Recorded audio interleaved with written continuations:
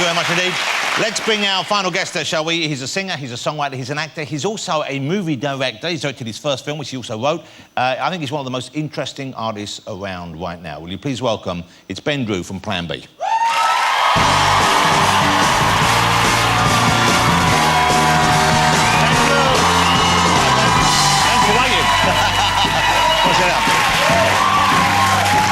Good to have you, Ben. You're looking great.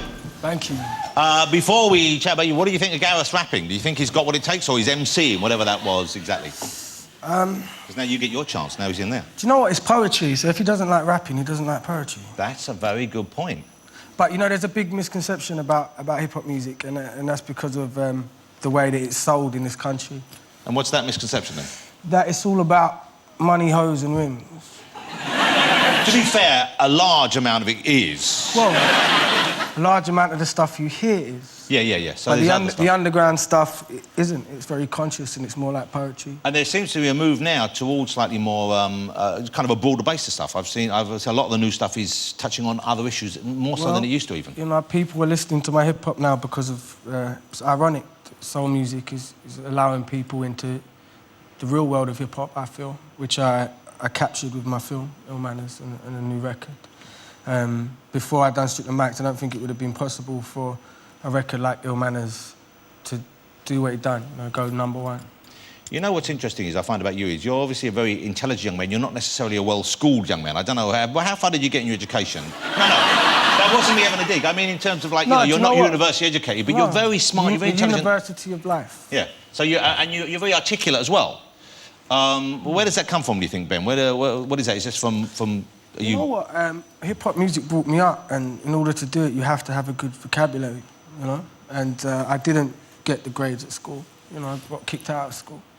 But I was fortunate to go to the Tunmarsh Centre in Plaistow, where I just done the Project Hackney, which was a TV show where, for the Hackney Weekender, which is to give, you know, local people from the Olympic areas a chance to kind of be involved in the Olympics in some way. We put on a show for them, or Radio 1 put on a show for them. And as part of it, they asked me, Labyrinth and Leona Lewis to go back to our old schools for like a day or two. And I explained that my old school, you can't do that. It's not the kind of school where you can go and have a photo opportunity. You know, they're kind of disadvantaged kids, and if I'm going to go back there, I have to try and make some kind of a difference. You know, the reason why we had the riots is because we have a generation of kids that aren't being parented properly. No one's showing them love, and they think they're... You're speaking clearly, it's striking a chord. They feel like they're not worth... They feel like they're not worth anything, and then they walk out the front door and they read the newspaper, and the media tells them they're not either. And the media describes them as chavs, or it's... Yeah, and society reads the newspaper, and then they believe it. And then when they come into contact with a kid like this, they have a preconception of them, and then they treat them accordingly. And, you know, we have issues. You know, we have issues in this country. Everyone sees them. And the biggest issue, I feel, was the riots. And when the riots happened, I could see the problem. And I feel like it's an issue that's been here longer than 30 years. And, you know, the government have never done anything to change it. What do you think? Have you spoken to any politicians? Because they reach I have. out. Do you know what? I have spoken to politicians. I've spoken to some very young and charming, nice politicians. Actually, one of them was quite fit. I like Nick Clegg too. I think he's... No, Oh, I see you weren't... I thought he was... No,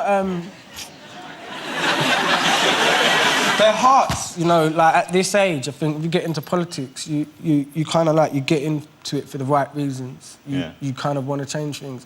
And I think that once you climb up the ladder and you get into that seat of power, I think you get compromised straight away. They have to compromise just to get there, it seems, and so therefore they've already lost that, maybe that initial reforming urge, or... Yeah, which is... It's difficult for me to kind of... I'm trying to think of the right word. I would say get down with a politician. Since you've become well-known, who have you met? Who have you encountered? Which heroes have you met? Have you met people who were influences to you when you grew up? Yes, have you enjoyed that? I met The Prodigy. I met Liam Gallagher. I met Ray Winston, obviously Michael Caine, who I work with.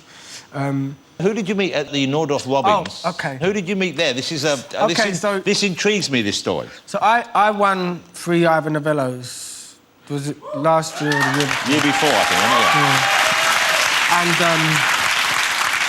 think, And it's quite emotional for me because, like, Ivor Novellos is about what the people within the industry think about you. It's not to do with selling records or, you know, it's not televised. So it's about, you know, the writing of the song and the artistry of it. And it was very emotional for me. And I'd done quite an emotional speech. And Rolf Harris come up to me afterwards. Now, was Rolf Harris familiar with your work? Is he a Plan B fan? He knew about Plan B? I think so. He knew about it, OK. Well, I mean, he knew about me after that, but he was crying. And he just said that my speech had brought a tear to his eye and inspired him to want to write music again. Oh, hold on. And now, is that... No, I'm not lying to you. I'm not lying to you, because I was like, it was so surreal, because I was like, I said to him as well, I said, I feel like you're my granddad, because he's looked the same throughout my whole life. He hasn't aged. He's always had white hair. Did you used to watch Cartoon Time with Rolf? I used to love drawing. Before I'd done any of this stuff, I got really good at drawing. Okay. And then I found music and alcohol and girls, and then now I'm crap. Yeah, but like it was drawing, and you know, Rolf Harris, like I grew up with him, and he didn't know who I was until then, but I knew exactly who he was, and it was so weird the first time I meet him that he's crying and telling me how much I've inspired him, and then we had a picture, and then he had a go at me because I wasn't smiling properly. Like a proper granddad, do you know what I mean? That's old school showbiz. He's like, come on, smile properly, you've got to show your teeth. You know? It was just, you know, overwhelming, really overwhelming, strange experience. You know, I really enjoy your work, but certainly meeting you, you're such a lovely man. Thank so you thanks for very coming much. on. Ben Drew, ladies and gentlemen. And Ben, many people think of him as a rapper, but of course, I guess it was your singing that really put you on the map, wasn't it? You sing as well, and you're going to... The track you're going to this evening has both in it, doesn't it? It has singing and rapping. It has singing and rapping. Incredible. Yes. You better go and get yourself ready to go. Let's go and get over there. Ben Drew, ladies and gentlemen, is going to perform now with Plan B right over there. Thanks, Drew. Thanks to all my guests tonight. Next week on the show, I'll be joined by Andrew Lloyd Webber, and from his new production, we've got Mel C and Tim Minchin performing with Jesus, not the actual Jesus, the Jesus who's in the thingamajig. Phone Jack himself, Kayva Nova, will be here, and Cheryl Cole will be here chatting and performing as well. But now to play us out with his new single, Deepest Shame, and it's a really very, very wonderful track indeed. It's the fantastic Plan B.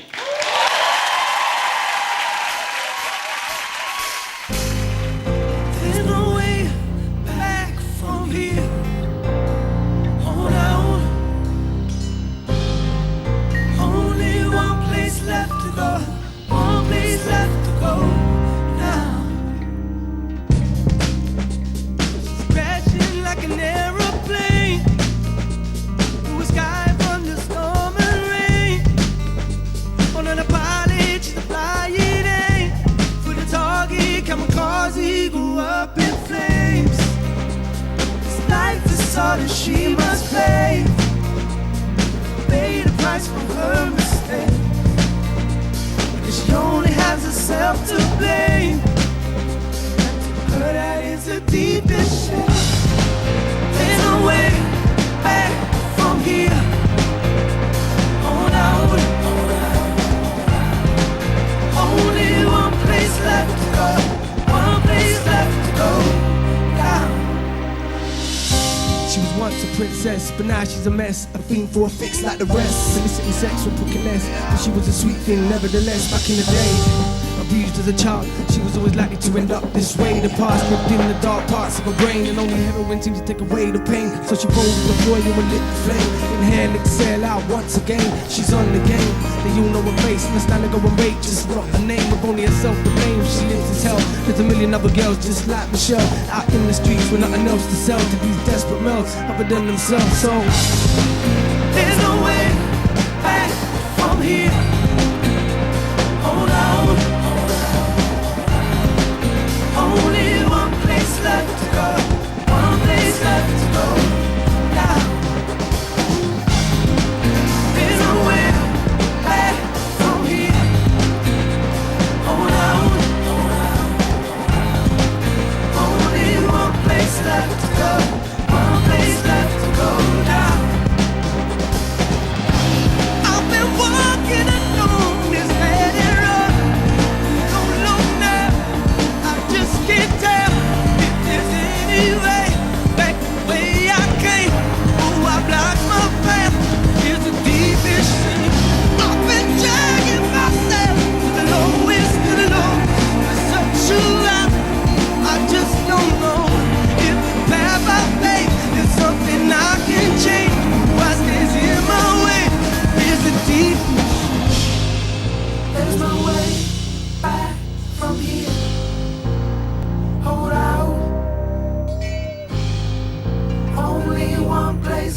to go, one place left to go now.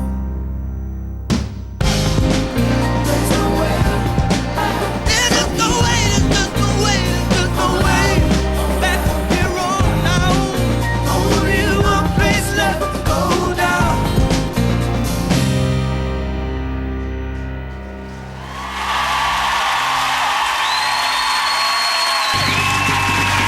Ladies and gentlemen. And Mo Farah pits his wits against The Cube tomorrow at 8 here on ITV1.